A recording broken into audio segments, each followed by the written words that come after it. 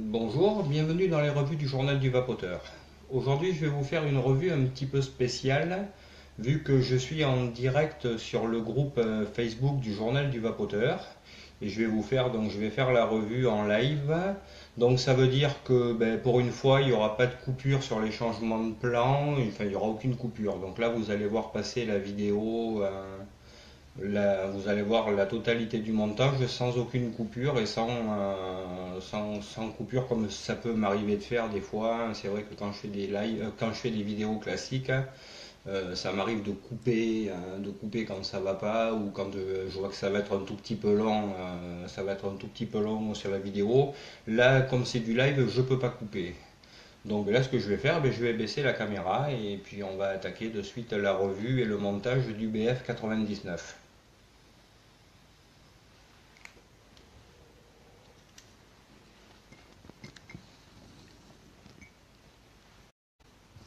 Voilà.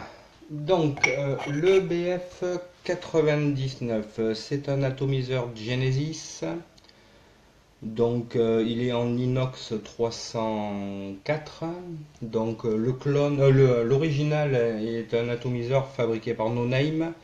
Il vaut dans les 130 euros et il est malheureusement quasiment introuvable. Et ça, c'est un clone que j'ai acheté sur un gros site de vente chinoise que j'ai payé 12 dollars. Voilà, donc il y a quelques petits points négatifs sur ce clone. J'espère s'il n'y a pas les mêmes problèmes sur l'original, parce que bon, des problèmes comme je rencontre sur un clone à 12 dollars, c'est pas trop méchant. Sur un Atto à 130 euros, on est un tout petit peu plus intransigeant sur la qualité du matériel. Donc on va commencer par la boîte, donc une petite boîte classique. Donc à l'intérieur, on a un Pyrex de rechange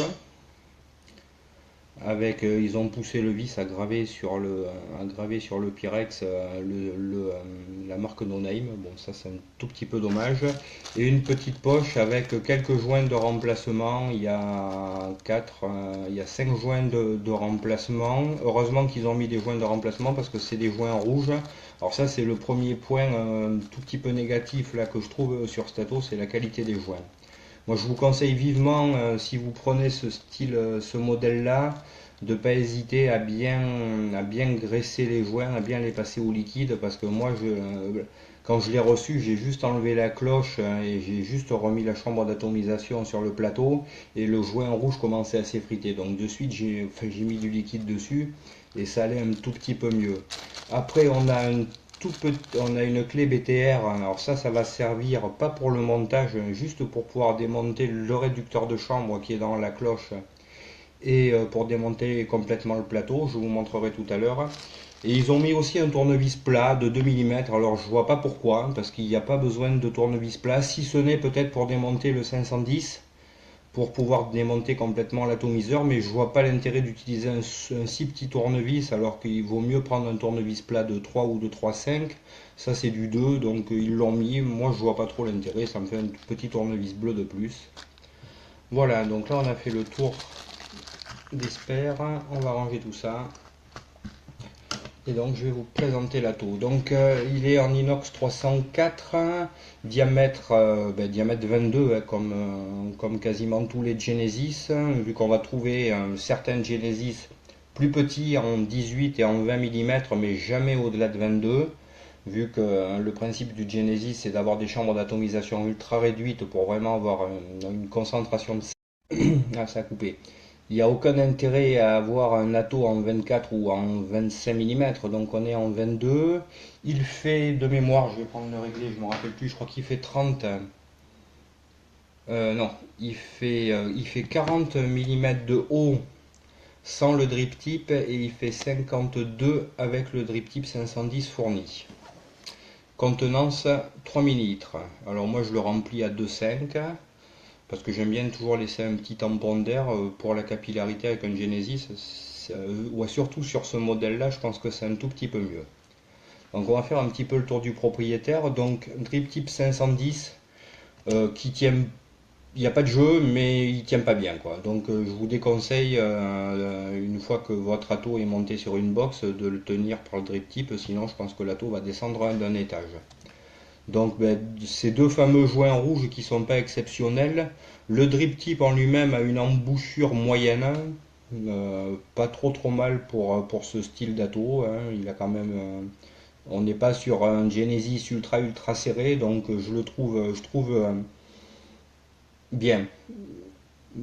Par contre, moi, ce que j'aime pas trop, c'est son espèce de forme, en espèce de cône comme ça, avec ce petit renfoncement en bas. C'est vrai qu'au début, en bouche, c'est pas très agréable. Bon, après, on s'y fait, mais voilà, c'est pas un drip type exceptionnel, quoi. Mais bon, il est bien. Enfin, moi, je le trouve bien par rapport à l'Airflow, je le trouve bien, quoi. Donc après, on a la chambre d'atomisation, donc ben, c'est une seule pièce qui fait top cap et chambre d'atomisation.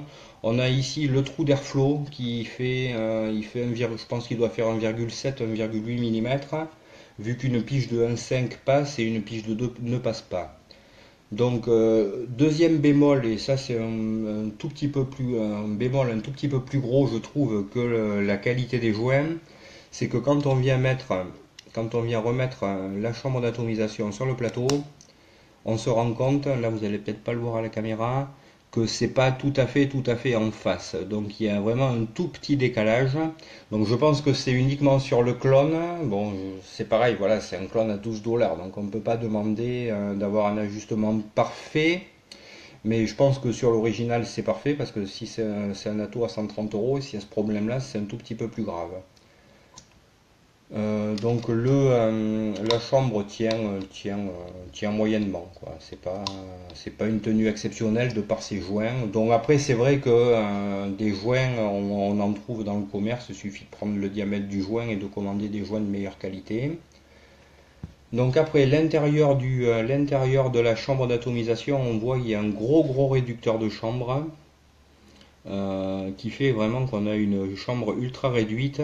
Donc on peut la démonter justement avec la clé BTR qui est fournie. Il suffit d'enlever les deux vis BTR et le réducteur de chambre s'enlève. Bon là je vais pas l'enlever, je vois pas l'intérêt. Je pense qu'il est en inox avec un traitement de surface dessus, vu qu'il a la couleur du laiton, mais comme ça s'aimante, c'est pas du laiton. Et voilà, autrement, non, la pièce en inox en elle-même est jolie, quoi, hein. Il y a des petites gravures sympas dessus. C'est une jolie pièce, quoi. On voit que le top cap est vraiment, je sais pas si on va voir l'intérieur du top cap est assez épais, pardon. Ce qui fait que le drip tip ne chauffe pas beaucoup, quoi. Après, on passe sur le plateau. Donc là, on est sur un plateau, donc ça va être un montage, c'est un ato de Genesis, donc il se monte en mèche, on peut le monter aussi en coton. Et là, par contre, ça va pas être un mèche et un coil vertical, on va être sur un coil horizontal qui ressemble au style de plateau RDTA, avec ici on a ici les deux trous, les deux wick holes pour passer la paille de mèche. Ici, on a le pôle négatif avec au-dessus avec sur le pôle négatif le trou de remplissage. Alors le trou de remplissage, il est vraiment ultra petit. J'ai essayé tous mes flacons. Alors les flacons PET comme ça de 30, 50 ou 100 millilitres, ça passe pas. J'ai essayé les petits flacons 10 millilitres, ça passe pas. Les unicornes, ça passe pas. J'ai pas de flacon aiguille. Je pense que le flacon aiguille doit passer. Alors ben moi, pour le remplir, j'ai une seringue avec une petite aiguille qui fait même pas 2 mm. C'est une aiguille de 6, ouais, je pense, que je me sers pour remplir la toux. Alors c'est un autre point négatif. Je pense que pour cette il va falloir que je me prenne des flacons à aiguille. Donc on continue sur le plateau. Donc pôle négatif, on voit ici les trois trous. On voit ici trois trous, hein, ça brille avec la lumière. Ici les trois trous, c'est l'arrivée de l'airflow. Donc en fait l'airflow est ici, vient traverser, l'airflow est ici, il vient traverser à l'intérieur le, euh, le plateau et vient sortir ici par les trois trous. Donc le coil va être arrosé par le bas. Et ici, on a le pôle positif qui lui est en laiton. Donc le serrage des fils se fait avec deux petits écrous que je vais enlever de suite pour faire le montage. Voilà, donc après, bien, ici on a un joint qui va venir maintenir la chambre d'atomisation. Et donc pour démonter complètement le plateau, que si on veut le nettoyer complètement, là je vais pas le faire parce que l'ajustement du plateau est vraiment ultra meumeux, donc je me suis vraiment embêté pour l'enlever. Je l'ai complètement démonté une première fois quand je l'ai reçu pour voir un petit peu comment il est fait et surtout pour le nettoyer entièrement, mais je pense que je vais pas le démonter souvent. Parce que je me suis tellement embêté à enlever le plateau que j'ai un tout petit peu abîmé ici le plateau. Donc pour le démonter, ben, c'est très simple, il suffit de dévisser, on dévisse complètement ici le pôle négatif. On vient dévisser, c'est un écrou, je vais le dévisser, ça je peux le dévisser, c'est pas un problème. On vient dévisser l'écrou du pôle positif. Voilà, on vient dévisser l'écrou. Une fois que l'écrou est enlevé, qu'on a enlevé le pôle négatif, on vient dévisser ici les deux vis BTR et en venant tirer sur le plateau se sort et se sépare du corps principal de l'atomiseur. Et on voit à l'intérieur ben, les trous pour le passage de l'airflow. Voilà, donc moi je l'ai démonté une fois, je vous dis, pour voir comment c'était foutu à l'intérieur et aussi pour le nettoyer complètement, mais je pense pas que je vais le démonter souvent. Je vais bien resserrer. Et donc après ici, ben, on peut dévisser, le bottom cap se dévisse pour pouvoir démonter le plateau, démonter le tank, pardon. Voilà donc ben, le bottom cap avec un joint, toujours ce fameux joint rouge, et juste ben, le pas de vis pour venir visser le 510, et on voit ici que c'est un tout petit peu creux. Le Pyrex qui est relativement épais, c'est un Pyrex de bonne qualité je pense. Et après, ben, ici, on voit le dessous du plateau avec les deux trous, avec les deux wicoles où va passer le mèche, ou ceux qui veulent le monter en coton, le montent en coton. Et on voit ici en haut, ben, c'est le trou de remplissage qui tombe sur le pôle négatif. Donc je ne vais pas le remonter, c'est pas la peine, parce que je vais le monter, démonter. Donc je vais le monter sur le plateau. Voilà, donc je pense qu'on a fait le tour. Donc je vais le monter en mèche. Donc je vais faire ce qu'on appelle un U-wick, c'est-à-dire ce sera une paille en forme de U qui va venir. Je vais me mettre dans le champ de la caméra, ça sera mieux. Mais en fait voilà, c'est une paille qui va descendre par ce wick-all et qui va venir. Moi j'ai regardé plusieurs revues. J'ai vu plusieurs montages en mèche. J'en ai pas trouvé beaucoup. J'ai plus trouvé des montages en coton que des montages en mèche. Et j'ai trouvé un montage mèche d'une personne qui fait de très bonnes revues. Il fait arrêter le mèche à ce niveau-là. Donc il fait arrêter le mèche au ras de la base du plateau. Donc en fait, le mèche il va passer d'un wick-all à l'autre wick-all en forme de U, d'où le nom U-wick. Et on va venir faire le coil ici au milieu qui soit bien centré au niveau de l'airflow. Donc je le monte sur le tab et ça je mets de côté. Donc le mèche. Alors, pour faire un U-wick, d'habitude il faut couper le mèche. Pour ceux qui ont déjà vu mes revues, quand je fais une paille classique, une paille droite, je viens rouler le mèche dans le sens des fibres, dans le sens de la trame du mèche. Quand on fait un U-wick, il faut venir couper le mèche à 45 degrés, c'est-à-dire que voilà ma feuille de mèche, donc elle est comme ça, avec ici une partie et l'autre partie ici, les fils de trame sont comme ça. D'habitude je coupe le mèche, la hauteur et la longueur de mon mèche et je le roule comme ça. Là pour ce style de wick, on va venir le couper à 45 degrés, c'est-à-dire on le coupe comme ça. Voilà. Donc une bande de mèche qui fait 4 cm de long sur 2 cm de haut. Donc comme d'habitude, la première étape, je vais venir l'oxyder. Hop. Donc, pareil au chalumeau. Il n'y a pas beaucoup de gaz. On vient. Ouais, je crois que d'abord on va mettre du gaz. Voilà, donc je vais arrêter de suite. Voilà, vous voyez, c'est du live. Donc là, normalement, j'aurais coupé, mais là, je coupe pas. Je vais remplir. mon chalumeau. Voilà, je pense que ça devrait aller. Et je vais en profiter pour prendre quelque chose que j'ai oublié.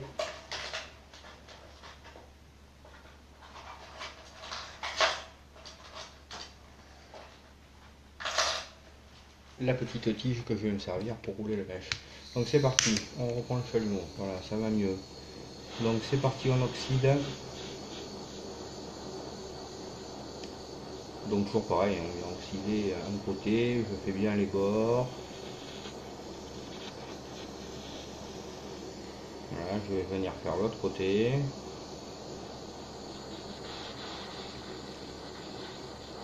Comme d'habitude, je viens bouger ma pince pour venir oxyder la partie qui était tenue par la pince qui n'est pas oxydée.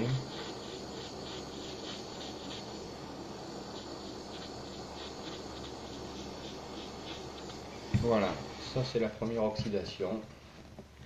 Et là maintenant, je vais venir rouler le mèche. Je vais laisser refroidir un petit peu, en profiter pour tirer une petite barre.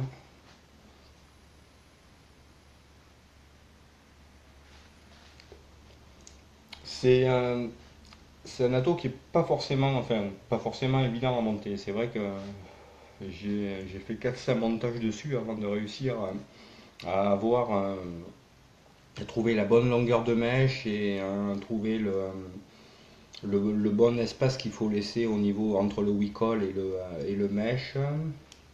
Donc là, je vais vous montrer comment je tasse. Il faut bien tasser la paille pour laisser quand même pas mal de jeu entre le wicol et le mèche. Sinon, on manque de capillarité et on se mange des draps quoi.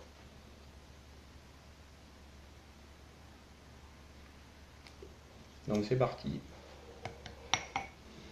Alors pour rouler mon mèche, ce que je vais faire, je vais prendre mon réglé et je vais venir comme ça, comme du bolduc. Comme ça va amorcer pour rouler le mèche. Et ça sera plus facile. Voilà ce qui fait, ça donne ça. Il y en a qui font un petit pli et qui roulent sur le pli. Moi je fais comme ça. Donc je prends une petite tige, c'est un trombone un petit trombone que j'ai redressé. Et là je vais venir rouler. Alors c'est un tout petit peu. Le mèche est assez long. Essayez de rouler le plus droit possible.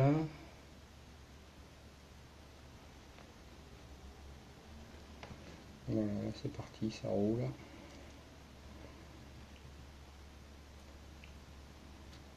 Voilà, et là je vais venir bien rouler pour vraiment bien tasser. On va essayer de le rouler le plus droit possible. Je pense que non, la tige est dedans, mais c'est pas ma tige habituelle. Je vais enlever la tige, je vais commencer à le rouler une première fois comme ça. La tige, c'est pas trop pour rouler. Je vais surtout m'en servir pour quand je vais venir rouler mon fil, quand je vais venir rouler mon résistif sur le mèche, pour éviter de trop saucissonner le mèche et de l'écraser. La tige à l'intérieur va me permettre de maintenir, de bien maintenir.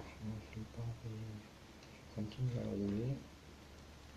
Alors toujours pareil, toujours rouler, toujours tourner dans le même sens, hein, sinon on tasse et on détasse et ça sert à rien.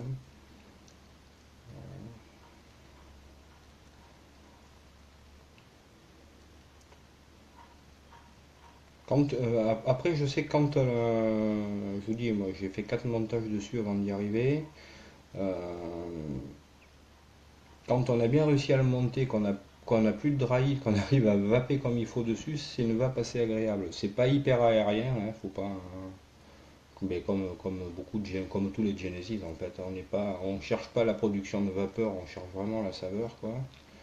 Mais je sais qu'une fois que s'il est bien monté, c'est un atout qui est vraiment agréable quoi.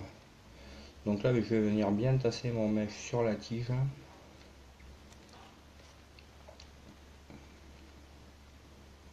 Hop,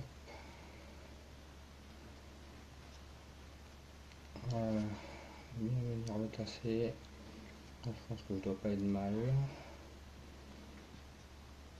Donc ce que je vais venir faire, je vais venir prendre et je vais venir voir comment ça passe. Ouais, là, voilà. J'ai quand même pas mal de jeux.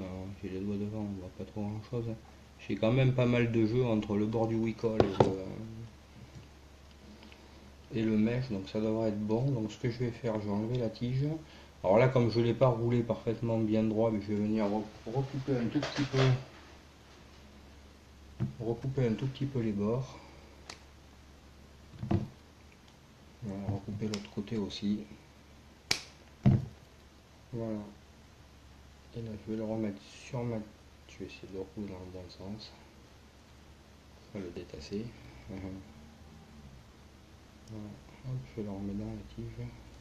Voilà, je le détasse là. Voilà. Bien venir le tasser.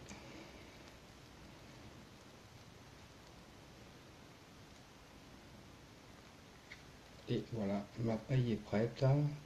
Donc là maintenant, c'est là qu'on voit. Et là, ce que je vais venir faire, ben, en fait, voilà, elle va venir se plier comme ça, se mettre en forme de U et venir se mettre comme ça. Voilà, elle va venir se mettre comme ça dans le voilà dans le huicole. Donc là, ce que je vais faire, comme elle passe bien, que ma capillarité est bonne, ce que je vais faire, je vais venir prendre une petite pince, le mettre comme ça. Et là, je vais venir l'oxyder une deuxième fois, comme ça va lui permettre de prendre bien sa forme.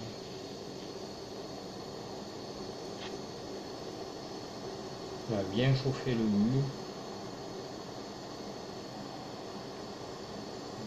Chauffer le bas du huicole, le bas du mèche.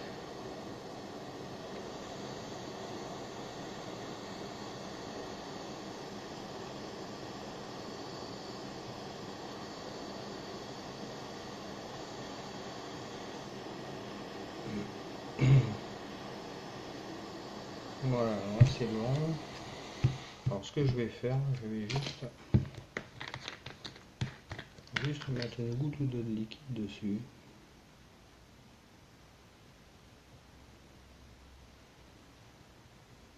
Et je vais y mettre le feu. Ça va juste enflammer, ça va favoriser la capillarité. Hop, ça je vais le côté. Hop là. Ça je vais le mettre là. Là je vais le laisser refroidir un petit peu parce que là il est vraiment très chaud.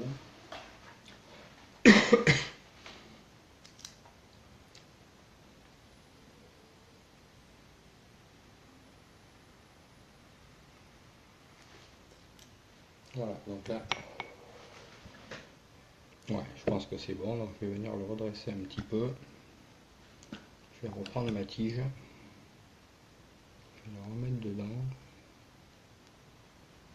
Et je vais bien venir finir de le rouler. Voilà, donc maintenant, ben, je vais venir le mettre, je vais mettre ça dessous pour que ce soit plus haut, qu'on voit mieux. Voilà, donc là, je vais venir le mettre, enlever la tige.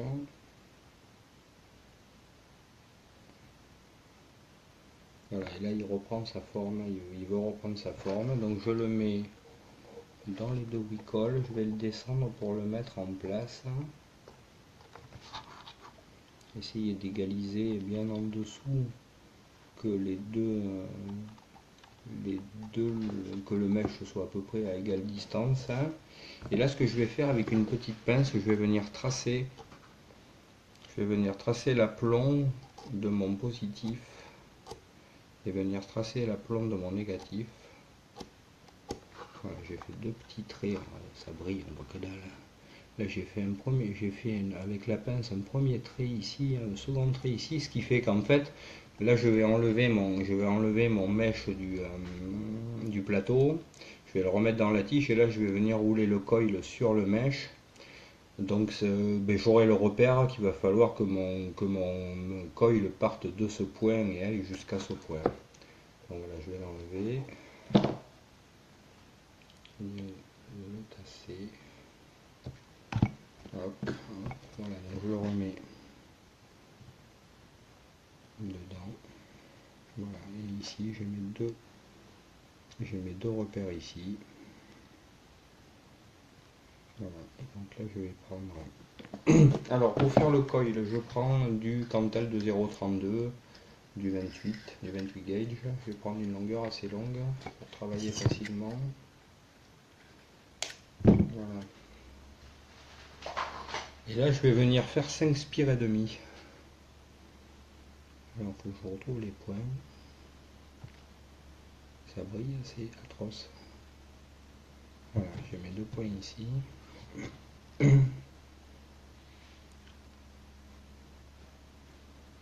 Donc je vais laisser une bonne longueur ici de fil pour pouvoir après monter mon coil facilement. Donc je vais venir faire une première spire. Alors là le but du jeu ça va être de la serrer. C'est un tout petit peu fastidieux à faire et c'est vrai que c'est là que c'est pour ça que c'est pas un démontage mèche les plus faciles à faire, parce que d'habitude c'est vrai que je fais un coil sur le plateau et je vais enfiler le mèche dedans. Là on peut pas le faire quoi. Donc je vais venir faire mes spires. Donc j'ai fait une première spire, je vais venir en faire une deuxième, une troisième, une quatrième, une cinquième, et donc je finis ici à l'opposé. Voilà, je vais venir rattraper ma première spire. Et c'est là qu'il va bien falloir ajuster sans trop tirer sur le résistif pour pas saucissonner le mèche. Et je vais venir commencer à égaliser un tout petit peu mes spires, les arranger un tout petit peu avant de les monter.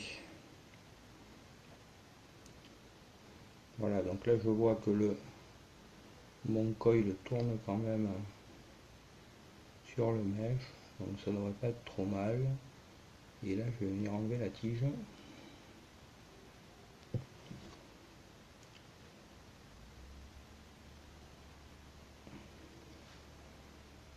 Alors, je vais enlever ma tige.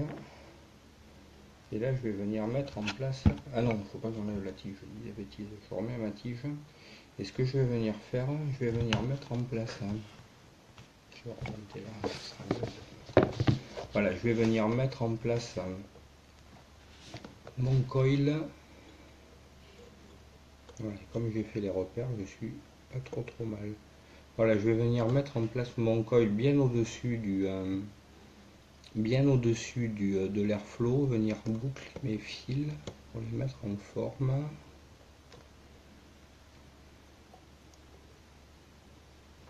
Comme ça, un côté, l'autre côté. Voilà. Comme ça. Voilà. Hop. Je sais pas trop ce que je fais là.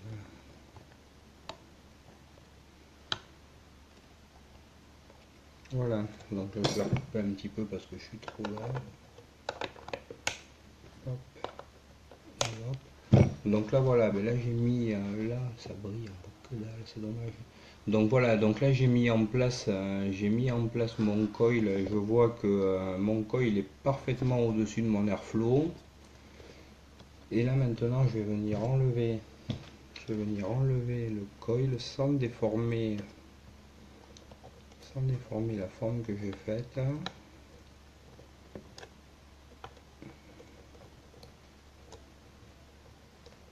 Voilà, et là je vais venir enlever la tige.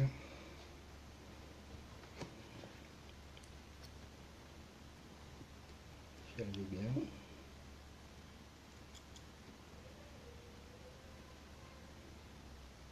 Voilà, j'enlève la tige. Et là je vais venir mettre mon mèche dans le Wicol.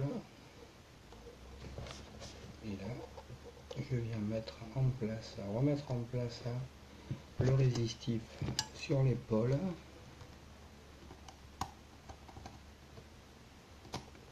Et voilà, et là si on voit bien dessous, j'ai mon mèche qui est pile poil à la bonne, qui est pile poil à la même longueur de chaque côté. Et là j'ai plus qu'à venir resserrer mon pôle positif. Bon, tant qu'à faire, je vais mettre l'écrou dans le bon sens, hein, c'est bon. Serré.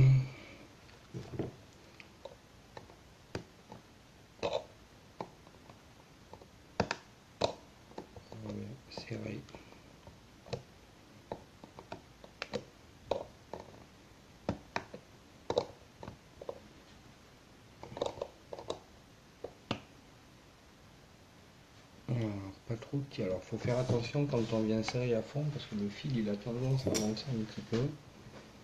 C'est ce que je viens de faire. Donc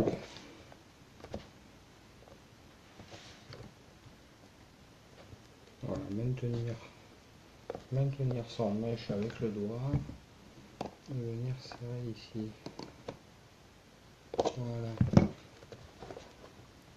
Donc là je vois que je suis bien.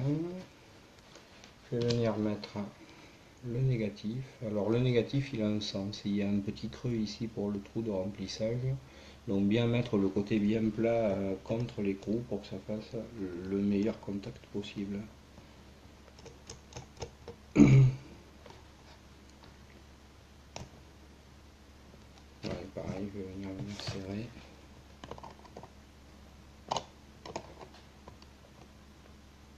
Voilà. Alors là, on va venir délicatement couper le bon fil, tant qu'à faire.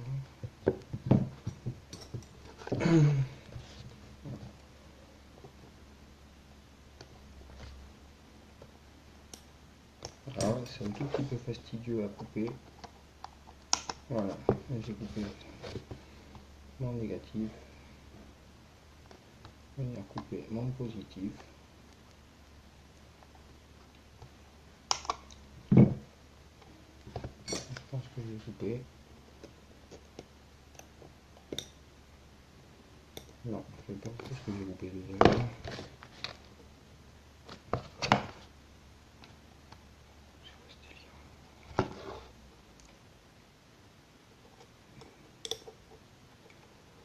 C'est bon, c'est coupé.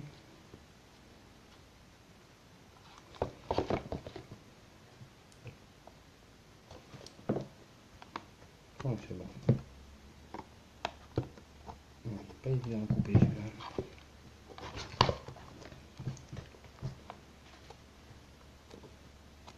C'est bon. Voilà, donc là, le coin il est monté. Je vais venir ranger un tout petit peu les spires.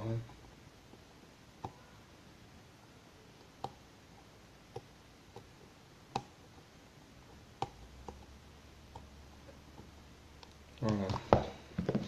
Et là, je vais venir prendre la valeur. Je suis à 0,79. Ouais, c'est à peu près ça.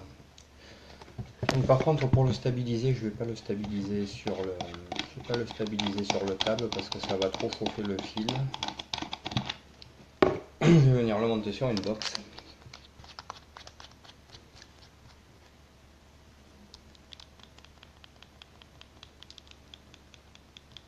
Comme ça vieillir un peu la box, il ne veut plus s'allumer. Voilà. Donc il me détecte une résistance à 0,74. Je me mets à 10 watts. Et là je vais venir tout doucement. Pulser pour allumer les spires et pour bien régler mon coil.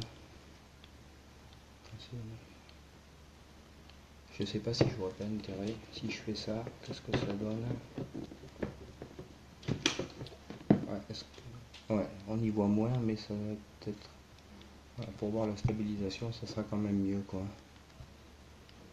Donc voilà, ben là maintenant, il va falloir venir petit à petit, faire allumer toutes les spires et virer tous les points chauds.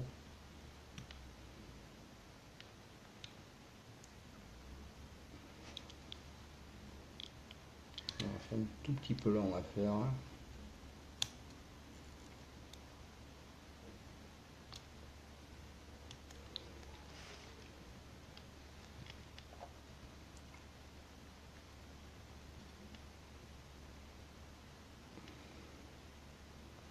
Voilà, ça commence à s'allumer bien comme il faut. Donc essayez de resserrer les spires pour qu'elles soient bien à égale distance.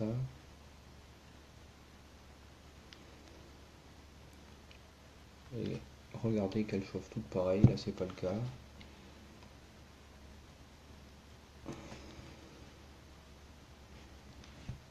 toujours les premières spires qui chauffent plus, alors des fois il faut...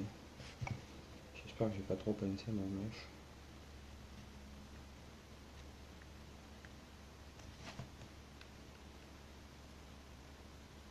De tous les atos de Genesis que j'ai, c'est vraiment le plus chaud à monter, quoi, celui-là.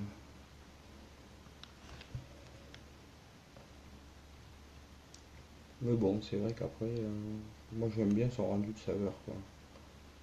C'est pas une vape ultra aérienne, c'est pas ultra serré, c'est une vape ouais, qui me va bien, moi. Moi j'aime pas du tout les vapes aériennes.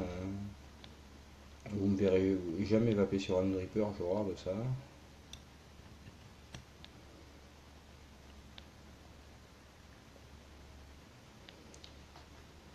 Voilà, donc là je commence à pas être trop mal.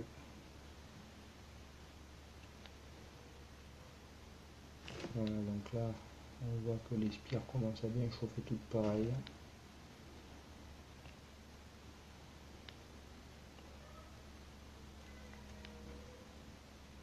Voilà. Donc là ce que je vais faire, je vais éteindre la box. Je vais laisser refroidir un petit peu pour reprendre sa valeur.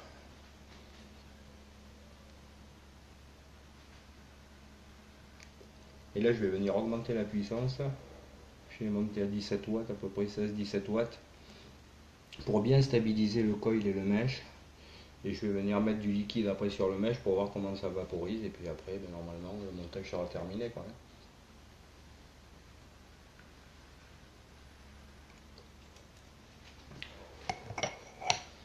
Donc c'est parti, je rallume. Voilà, je suis toujours... Ah non, voilà, je suis passé à 0,83, bon c'est normal. Donc là je vais monter, je vais monter à 16 watts, ce sera pas mal. Là je suis à 16 watts, donc là ben, ça va shooter quand même beaucoup plus vite, hein.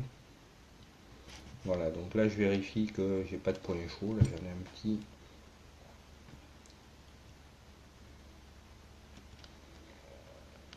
Voilà, donc là encore un petit peu.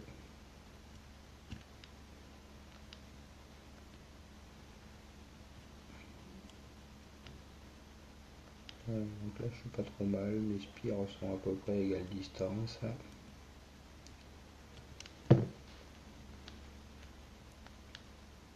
Voilà, ça rougit bien.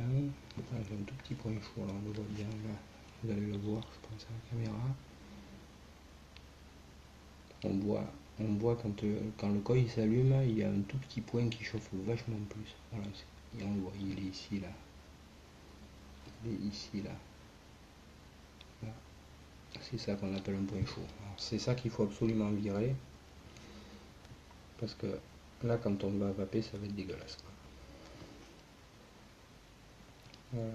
Donc il suffit juste des fois de pincer un tout petit peu. Généralement, quand il y a un point chaud, c'est que le fil n'est pas bien en contact avec le mèche. Donc il suffit juste de pincer un tout petit peu avec une pince ou de bouger tout simplement des fois un tout petit peu le fil sur le mèche. Donc là je vois que par contre là ça rougit parfaitement. Non, j'ai encore un tout petit ici.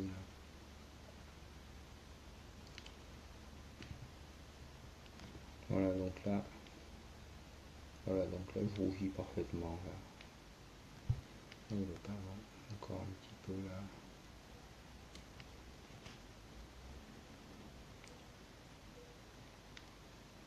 Voilà, donc là ben, mon coil il est bon.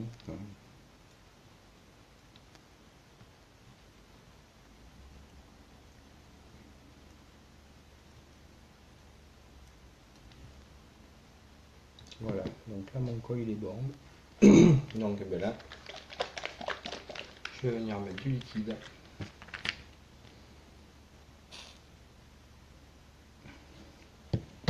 Et on va voir comment ça vaporise.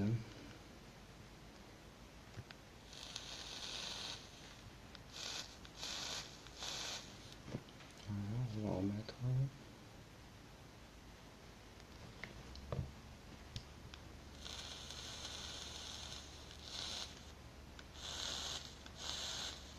Voilà, le fait de mettre juste un tout petit peu de liquide sur le mèche et de le faire vaporiser, je regarde partout sur le coil, voir si j'ai pas une spire qui vient s'allumer, qui me ferait dire qu'il y a un point chaud. Donc là, ça n'a pas l'air d'être le cas. On voit quand même que ça shoot quand même pas mal quoi. Je suis qu'à 17 watts. On va mettre une bonne dose. Je vois que ma capillarité se fait bien vu que j'ai le bas du mèche qui est déjà bien humide.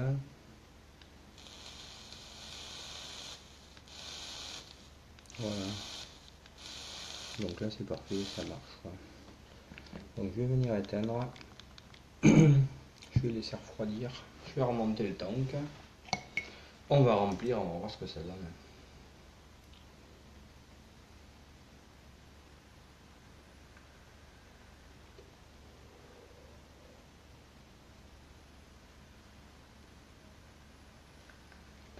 Après c'est un ato qu'on peut très bien monter, faire un micro-colle coton et passer le coton comme je passe le mèche. Ça ressemble au plateau des RDTA en simple coil. C'est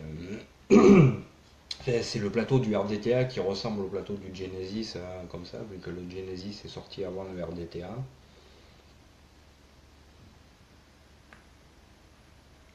Et voilà, après ceux qui veulent le monter en coton, on peut très bien le monter en coton sans aucun problème quoi. Donc là c'est parti. Donc je suis à 0,83. Donc là je vais venir.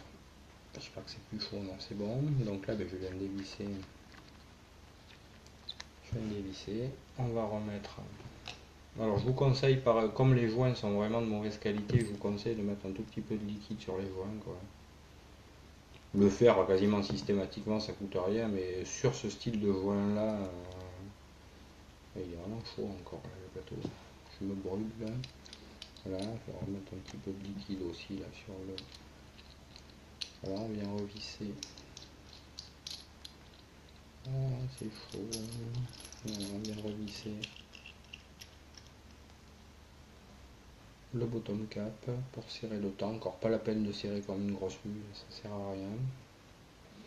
Voilà, donc là, l'atto il est prêt, donc on va le remonter sur la box. Alors comme je vous disais, moi j'ai aucun flacon où je peux remplir directement. Je vais essayer de trouver un chiffon pour m'essuyer. Je vais essayer de remonter un petit peu la canne. Voilà. Donc là, remplissage, ça veut dire, je prends une seringue, j'ai une aiguille. Alors c'était des longues aiguilles de die que j'ai recoupées. Voilà, et je mets la seringue dans le trou. Et donc vu qu'ils contiennent 3 ml, moi je mets 2,5 ml. Comme ça, je laisse un petit tampon d'air quand même. Donc là, je viens remplir jusqu'à 2,5 et avec la seringue, hop, voilà, je vais remplir. Voilà. Donc là c'est bon. Par contre, il faut vraiment tilter la toux pour pouvoir vaper pour que le mèche soit bien en contact avec le liquide. Sinon, c'est dry it aussi assuré quoi. Donc là on y va. On rallume la box. Je suis à 0,83. 16 watts. C'est parti, on va voir.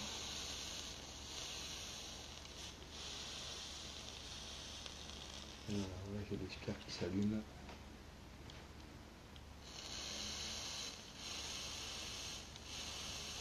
Non, ça pas trop mal. Voilà, on voit que ça shoot quand même pas trop mal quoi.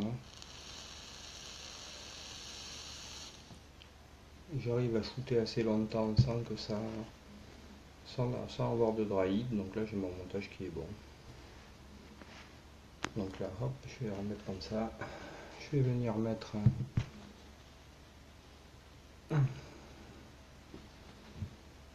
la cloche, les airflows bien en face. Donc malheureusement comme je vous dis le trou est légèrement décalé, mais bon c'est pas non plus trop méchant. Et donc on va voir ce que ça donne.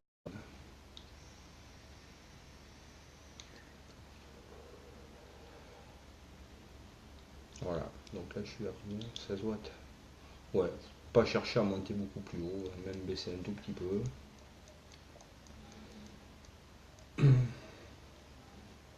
Comme il y a quand même une chambre d'atomisation très très réduite et un airflow pas très très gros, pas la peine d'envoyer trop de watts, enfin, d'envoyer trop de jus sur le coil pour lui balancer 20 ou 25 watts, ça sert à rien quoi. C'est les atos, il faut vaper à 15, 17 watts, 20 watts grand maximum quoi.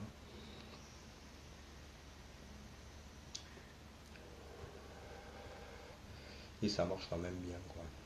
J'ai un bon rendu de saveur, je retrouve bien mon liquide.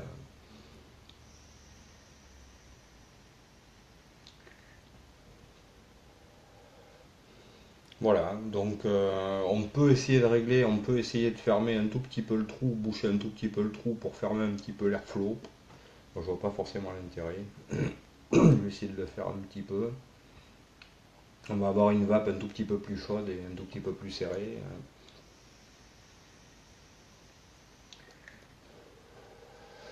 Ouais, on gagne pas grand chose. Donc moi je sais que le trou à un 7, ça me va très bien quoi.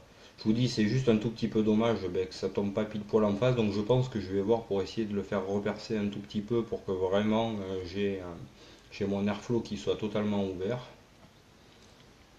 Et voilà quoi. Autrement ouais c'est un petit Genesis sympa, quoi. C'est pas mon préféré. Des 5 ou 6 Genesis que j'ai, c'est pas mon préféré, mais bon il est sympa, il marche bien quoi.